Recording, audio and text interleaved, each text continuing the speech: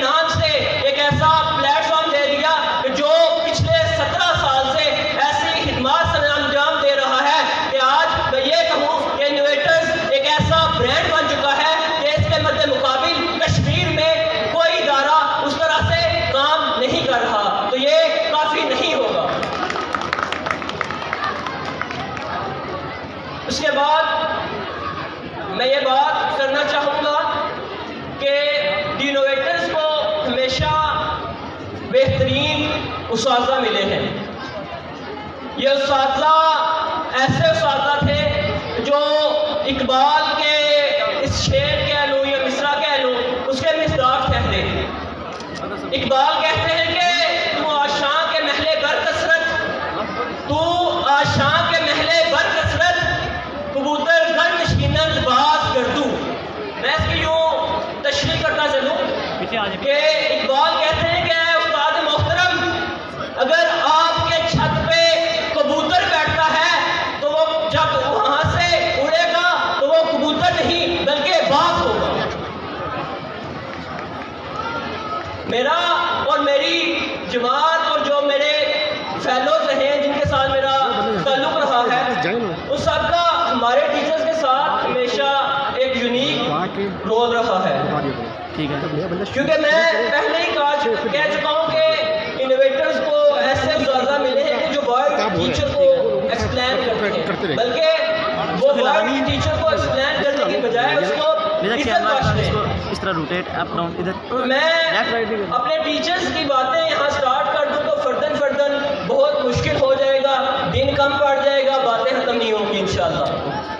लेकिन मैं यहाँ पे समुंदर को कोसे में बंद करने वाली बात करूँगा कि हमारे इनोवेटर्स को स्पेशली, और अभी तो जो इनोवेटर्स के टीचर्स थे जो सरफहर की जो यहाँ पे सरफहर ने वो पौधे लगाए थे, आज तो वो आज़ाद कश्मीर भर में कोई पोस्ट ग्रेजुएट डिग्री कॉलेज, कोई लेक्चरर यूनिवर्सिटीज़ वहाँ पे अपने काम सरंजाम दे रहे हैं। तो ये मैं इनोवेटर्स की खुशकिस्मती समझूं या अल्लाह का रहमो करम समझूं या सरफखर की अलमी और तहकीकी बसीरत समझूं कि उन्होंने इस इनोवेटर्स को ऐसे लोग फराहम किए हैं कि जिन लोगों ने ना सिर्फ इस अहले समानी का बेड़ा तार दिया बल्कि इस आज़ाद कश्मीर, इस पाकिस्तान, बल्कि इस मिल्लत इस्लामिया का बेड़ा तार कर दिया है।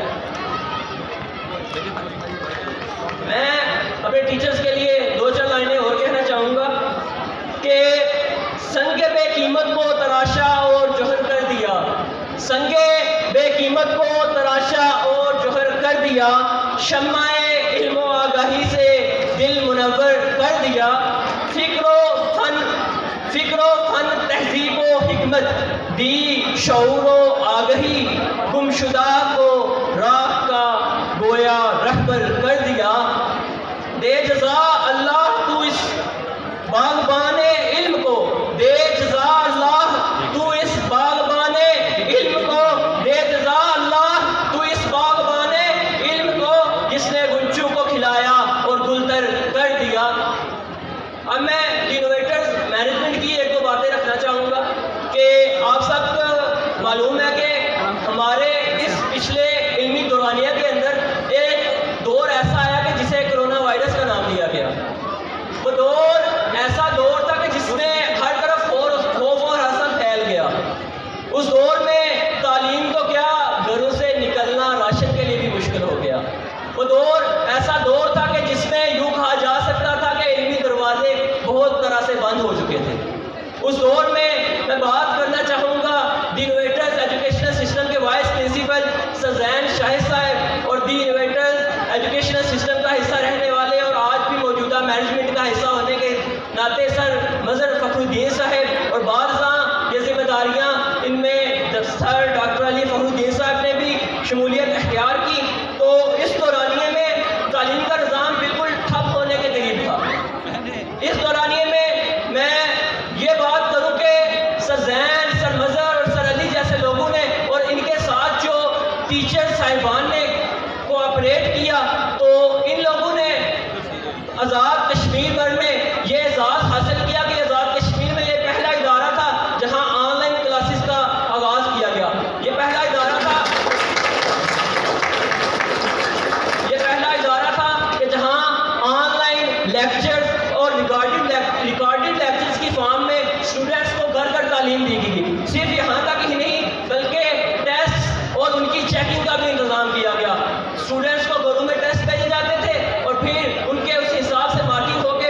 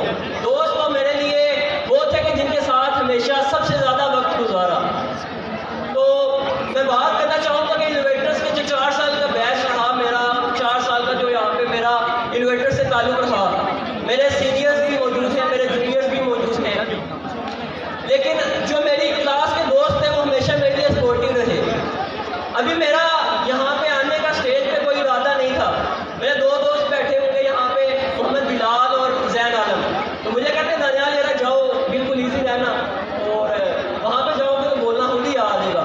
तो उनकी बात वही मुझे यहाँ पे ले आई, और किसी बात में कोई हिचकिचाहट नहीं हुई।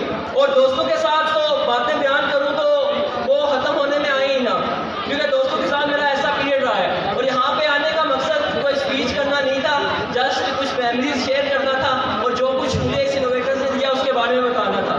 फिर मैं दोस्तों के बारे में लास्ट में चंद लाइनें कहूँगा कि वो जो हम में तुम में करार था, तुम्हें याद हो कि न याद हो, कि वो जो हम में तुम में करार था, तुम्हें याद हो कि न याद हो, वही यदि वादा निभाह का, तुम्हें याद हो कि न याद हो, वो जो लुत्फ था मुझ पे बेशतर वो करम के मेरा हाल पर, वो जो लुत्फ था मुझ पे बेशतर के वो जो करम मेरे हाल पर, मैं वो मुझे सब याद है, ज़रा ज़रा तुम्हें याद हो कि न याद हो, वो नए गिले वो शिकायतें, वो मज़े मज़े की हिकायतें, वो हर एक बात पे रूठना, तुम्हें याद हो कि न याद हो।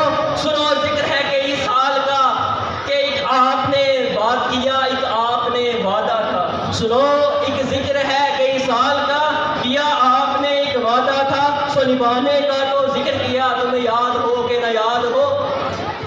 इन द एंड मैं सबको ये कहना चाहूँगा कि हमारा जो इनोवेटर्स है ये आज एक ब्रांड बन चुका है, और हम सब से ही इसकी रौनकें हैं, और हमारे जूनियर्स, हमारे घरों में हमारे बहन भाई, हमारे आने वाली नस्लों ने इसमें आना है। तो हमें चाहिए कि हम इसके जो आने वाला टाइम है उसमें भी अपना किरदार अदा करते रहें, और जहाँ तक हमसे हो सका हम करेंगे इंशाअल्लाह। और अभी भी हमारे पास हमारे से बहुत सी गलतियाँ कोताहियाँ यहाँ पे हुई हैं, लेकिन यह है कि आज हमें इस इनोवेटर्स ने इज्जत बख्शी है कि यहाँ पे बुलाया है, क्योंकि बहुत कानूनी इदारे ऐसे होते हैं जो अपने साबका स्टूडेंट्स को याद रखते हैं। आप ही बताएं कि इस ज़माने में आज से पहले कितने इदारों ने कोई एलुमनाई फंक्शन रखा है, कितने इदारों ने कोई रीयूनियन का मीटअप रखा है, ऐसा कभी कुछ नहीं हुआ। ये इनोवेटर्स का पहला स्टेप है, और इसमें अगर कोई कमियाँ कोताहियाँ नहीं है तो मैं बतौर फोकल पर्सन और इस मैनेजमेंट का एक हिस्सा होने के साथ साथ आप सबसे माजरत खा भी हूँगा, और जहाँ भी ज़रूरत होगी किसी भी काम की तो या किसी भी करेक्शन की